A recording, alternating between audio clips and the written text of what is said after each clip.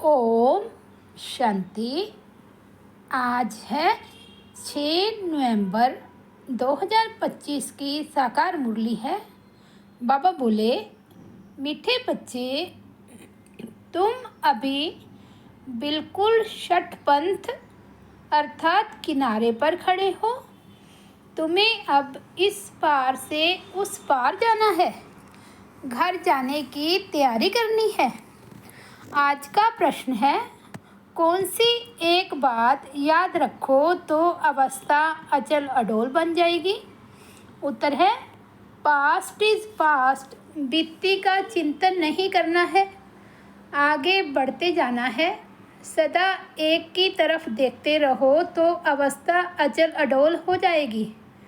तुमने अब कलयुग की हद छोड़ दी, फिर पिछाड़ी की ओर क्यों देखते हो।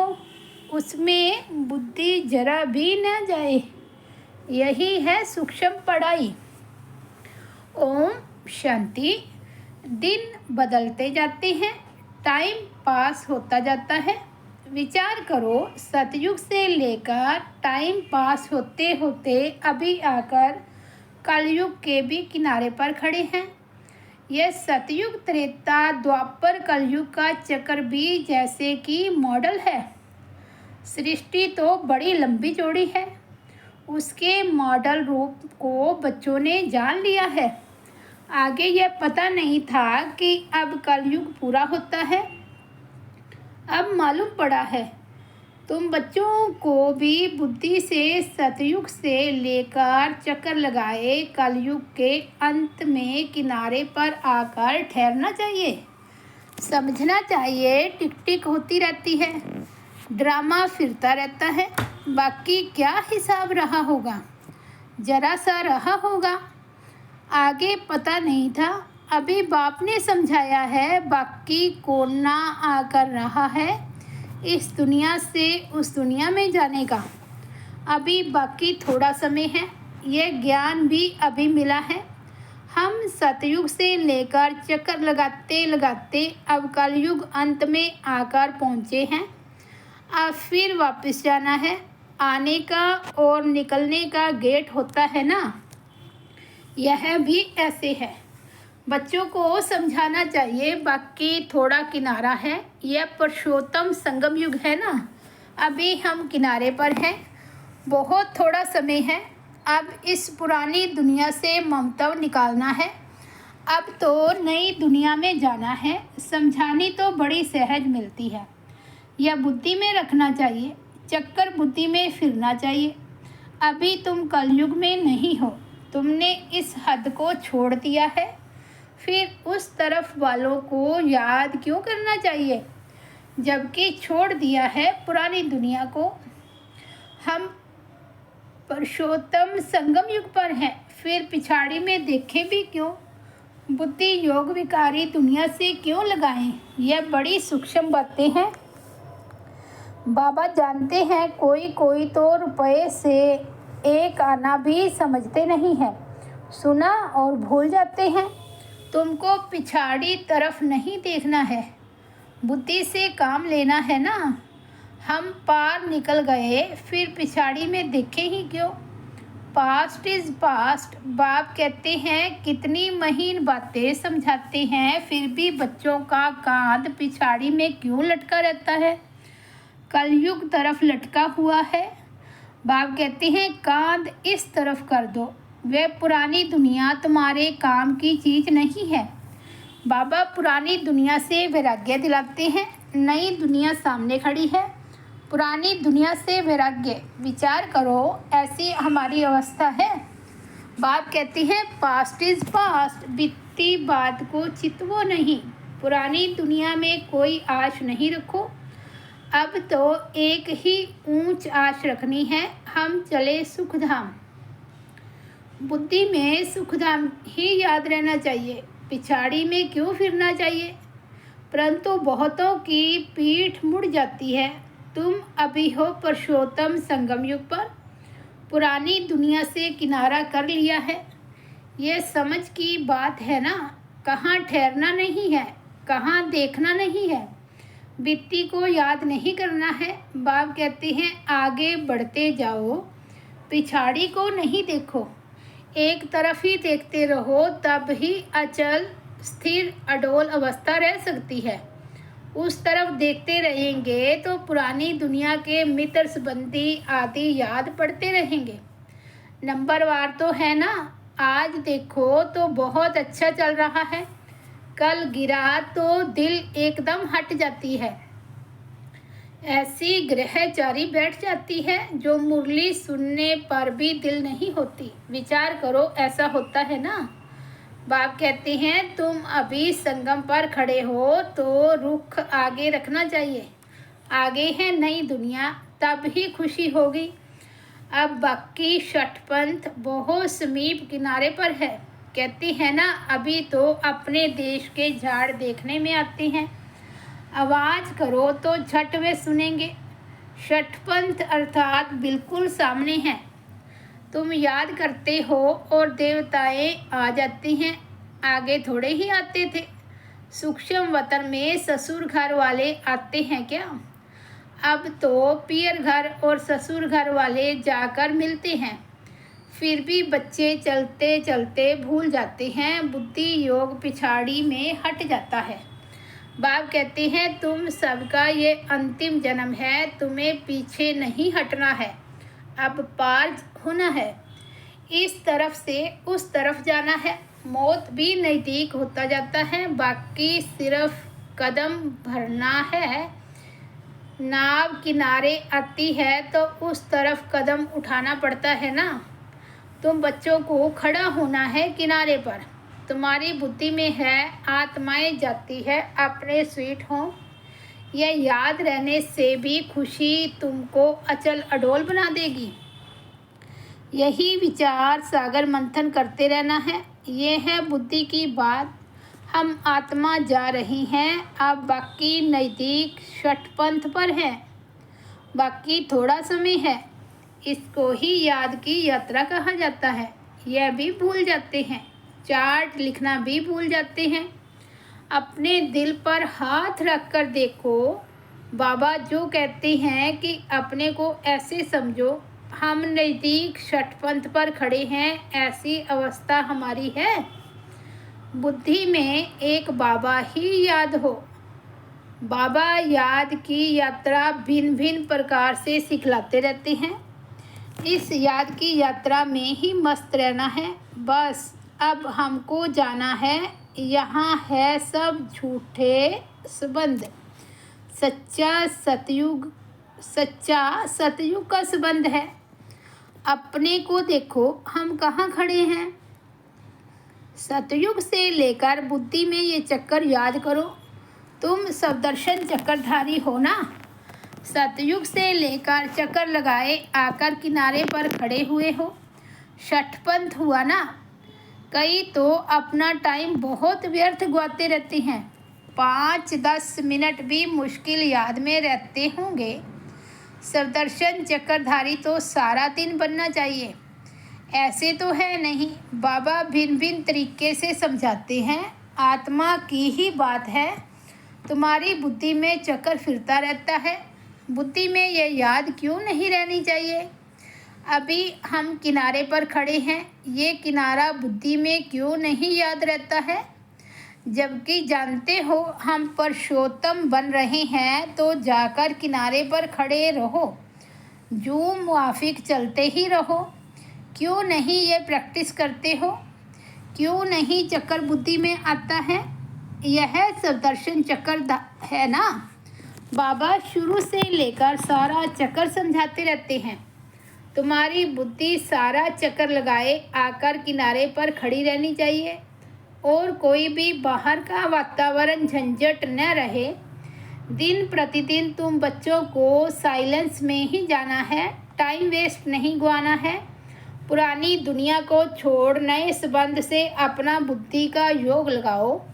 योग नहीं लगाएंगे तो पाप कैसे कटेंगे? तुम जानते हो यह दुनिया ही ख़त्म होनी है। इनका मॉडल कितना छोटा है, 5000 वर्ष की दुनिया है। अजमेर में स्वर्ग का मॉडल है, परंतु किसको स्वर्ग याद आएगा क्या? ये क्या जाने स्वर्ग से, समझते हैं स्वर्ग तो 40,000 वर्ष के बाद आएगा। बाप तुम बच्चों को बैठ समझाते हैं, इस दुनिया में कामकाज करते बुद्धि में यह याद रखो कि यह दुनिया तो ख़त्म होने वाली है। अब जाना है, हम पिछाड़ी में खड़े हैं। कदम कदम यूं मिसल चलता है, मंजिल कितनी बड़ी है। बाप तो मंजिल को जानते हैं ना। बाप के साथ दादा भी इकट्ठा है। ये समझाते हैं तो क्या यह नहीं समझा सकते? यह भी सुनते तो हैं ना। क्या ये ऐसे ऐसे विचार सागर मंथन नहीं करता होगा? बाप तुमको विचार सागर मंथन करने की पॉइंट सुनाते रहते हैं। ऐसे नहीं कि बाबा बहुत पिछाड़ी में है। अरे यह तो दुम लटका हुआ है, फिर पिछाड़ी में कैसे होगा? ये सब गुहे गुहे बातें धारण करनी है, गफलत छोड़ देनी है। बाबा के पास 2-2 वर्ष के बाद आते हैं। क्या ये याद रहता होगा कि हम नज़दीक किनारे पर खड़े हैं? अभी जाना है, ऐसी अवस्था हो जाए तो बाकी क्या चाहिए। बाबा ने यह भी समझाया है, डबल सिरताज यह सिर्फ नाम है, बाकी लाइट का ताज कोई वहाँ रहता नहीं है। यह तो पवित्रता की निशानी है। जो भी धर्म स्थापक हैं उनके चित्रों में लाइट जरूर दिखाते हैं, क्योंकि वह वाइसलेस सतो प्रधान हैं, फिर रजो तमो में आते हैं। तुम बच्चों को नॉलेज मिलती है, उसमें मस्त रहना चाहिए। भल तुम हो इस दुनिया में, परंतु बुद्धि का योग वहाँ लगा रहे। इनसे भी तोड़ तो निभाना है। जो स्कूल के होंगे वह निकल आएंगे, सैम्पलिंग लगना है।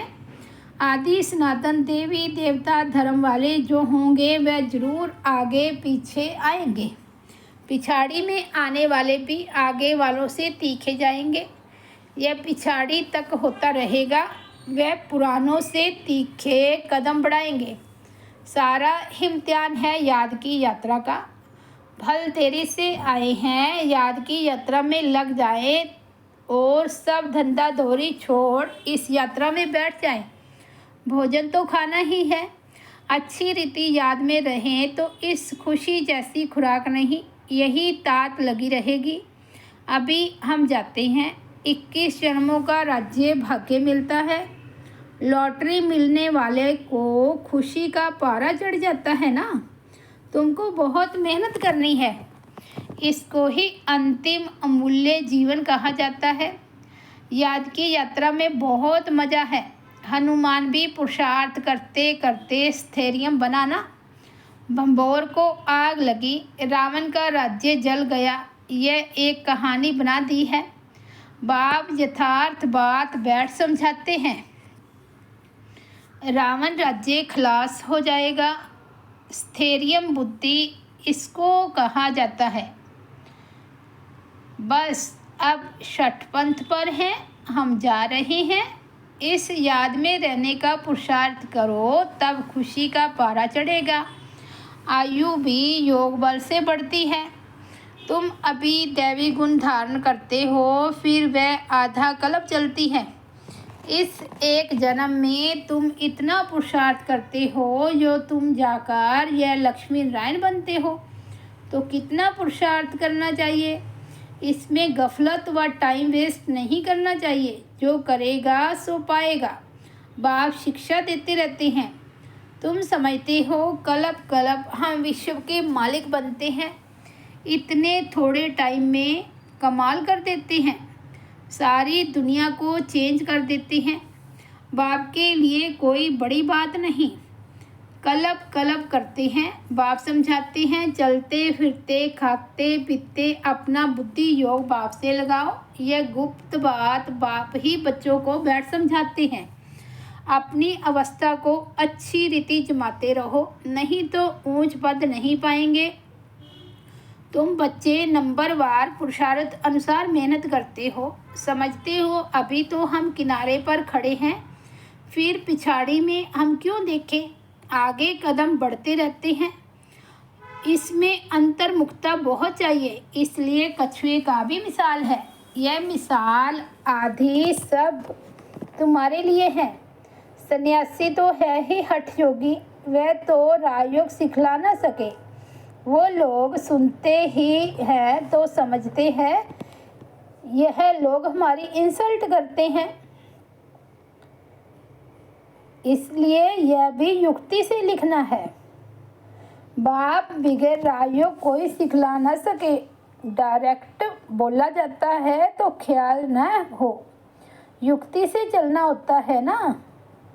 जो सर्प में मरे लाठी भी न टूटे। कुटुंब परिवार आदि सबसे प्रीत रखो, परंतु बुद्धि का योग बाप से लगाना है।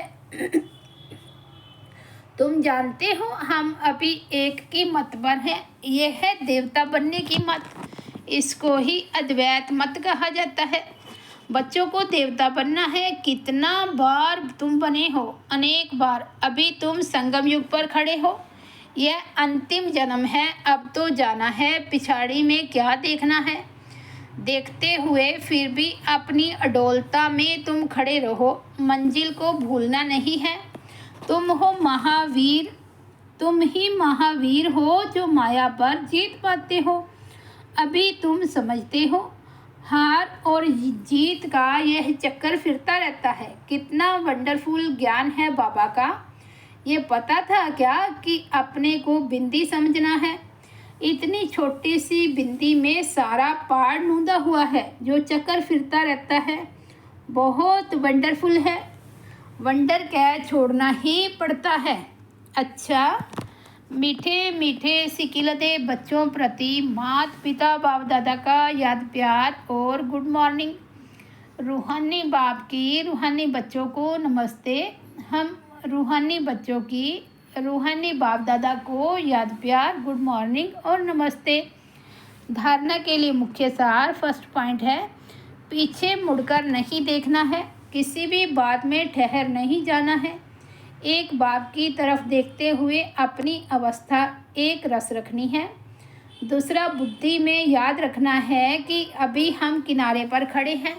घर जाना है, गफलत छोड़ देनी है। अपनी अवस्था जमाने की गुप्त मेहनत करनी है।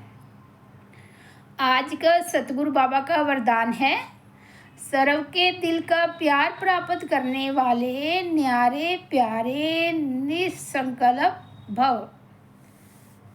जिन बच्चों में न्यारे और प्यारे रहने का गुण व निसंकल्प रहने की विशेषता है, अर्थात जिन्हें यह वरदान प्राप्त है, वे सर्व के प्रिय बन जाते हैं, क्योंकि न्यारेपन से सबके दिल का प्यार स्वतः प्राप्त होता है।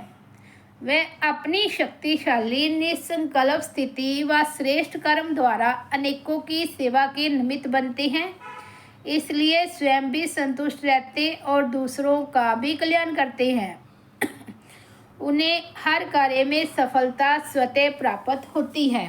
स्लोगन है, एक बाबा शब्द ही सर्व खजानों की चाबी है। इस चाबी को सदा संभाल कर रखो। अव्यक्त इशारे, अशरीरी व विदेही स्थिति का अभ्यास बढ़ाओ।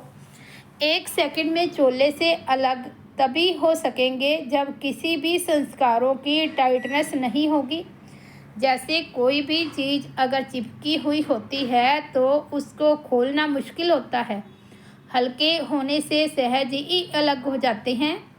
वैसे ही अगर अपने संस्कारों में जरा भी इजीपन नहीं होगा तो फिर अशरीरीपन का अनुभव कर नहीं सकेंगे। इसलिए इजी और अलर्ट रहो। अच्छा, ओम शांति। तो ये थे 6 नवंबर 2025 के बाबा के अनमोल महावाक्य। मीठे बच्चे, तुम अभी बिल्कुल षटपंथ किनारे पर खड़े हो। तुम्हें अब इस पार से उस पार जाना है। घर जाने की तैयारी करनी है। ओम शांति।